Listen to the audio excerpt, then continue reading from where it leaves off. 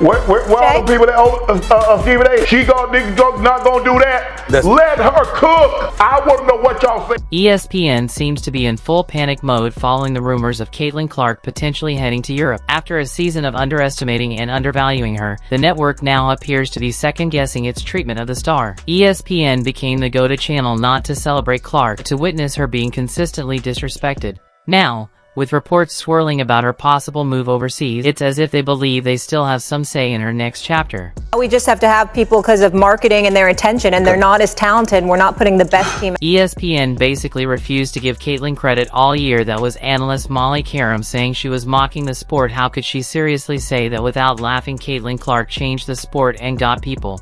Versus Caitlin Clark, and that is just absolutely false. It is unfair to the women that have been there building this league to this moment so that Caitlin Clark's popularity could take it to. Another analyst is denying that Caitlin Clark has been targeted by opponents, despite the fact that she was the most fouled player all season, even suffering a black eye at one point. Hopefully, Caitlin uses her time off to consider opportunities in Europe, which would leave ESPN and the WNBA scrambling for something new to talk about.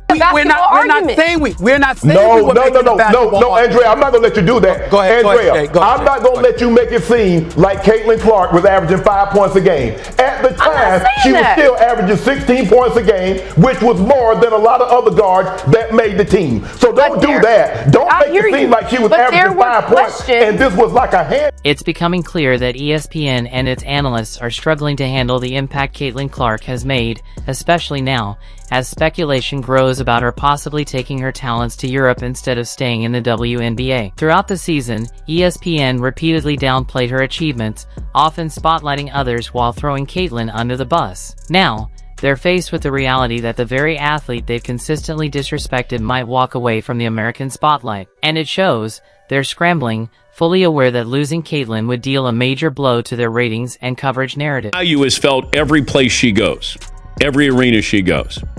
TV, ratings.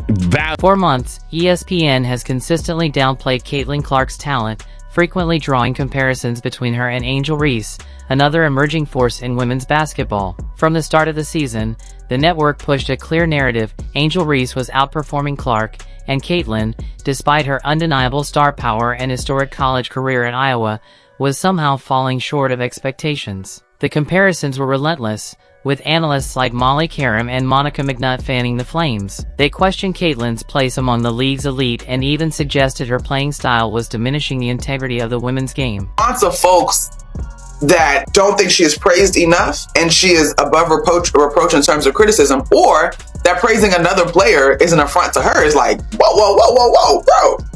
Like, also, like, you're in my mentions talking about women's basketball? I've never ever seen you before. The harsh critiques felt deliberate, almost as if ESPN had made it their mission to diminish Caitlin's success by constantly positioning her in the shadow of her peers rather than recognizing Caitlin's contributions to the game. They seemed intent on tearing her down, questioning whether she truly belonged among the WNBA's elite. But here's where the karma comes in. ESPN is now panicking because if Caitlin Clark moves to Europe, they won't be able to talk about her anymore. That's right, the same player they trashed all season long for not being a true star might pack her bags and leave, taking her massive fan base with her. ESPN's inability to recognize Caitlin's impact from the start could end up costing them dearly. For months, ESPN framed Caitlin as only being valuable due to her ability to draw viewership, arguing that she wasn't truly a star on the court but merely a product of media hype. Yet now, with the very real possibility of her departure looming, they're scrambling to reverse that. We're right. That's what we're saying. You no, right. Molly, you did not say that, Molly. I'm saying no, that is what you said. You did not. That's not what you said, Molly. What are you guys that is not. They've realized that Caitlin is far more than just a player. They've built entire storylines and discussions around her presence. Losing her to Europe wouldn't just impact ESPN's content but could also send shockwaves through the WNBA, both of whom relied heavily on her appeal to drive engagement and viewership. Look at how their opinions changed. I would love for the WNBA to make voting not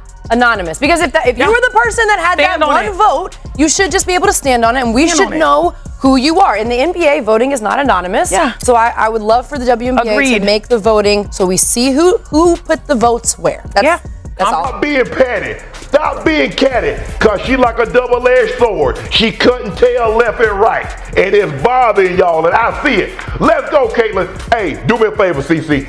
send your favorite a jersey with your autograph on it. Stephen A. Smith and Shannon Sharpe were among the few voices at ESPN who consistently stood by Caitlin Clark throughout the season, reminding viewers of her undeniable greatness on the court. Both Smith and Sharpe recognized that Caitlin was being unfairly targeted, not just by segments of the media, but also by WNBA players, largely due to her rookie status and the overwhelming attention she brought with her from an iconic college career. They argued that the scrutiny she faced was disproportionate and that she'd already proven herself as one of the league's top talents. Yet, even with their support, Caitlin continued to face sharp criticism, particularly from analysts like Molly Karam and Monica McNutt. These voices frequently questioned her performance and presence, while certain WNBA players seemed determined to humble the league's newest high-profile rookie. Despite the relentless attention, both glowing and harsh, Caitlin never wavered. Instead of folding under pressure, she elevated her game, silencing critics with one of the most impressive rookie campaigns the WNBA has seen. Her resilience and elite play not only helped rejuvenate the Indiana Fever but also solidified her place as one of the brightest young stars in professional basketball.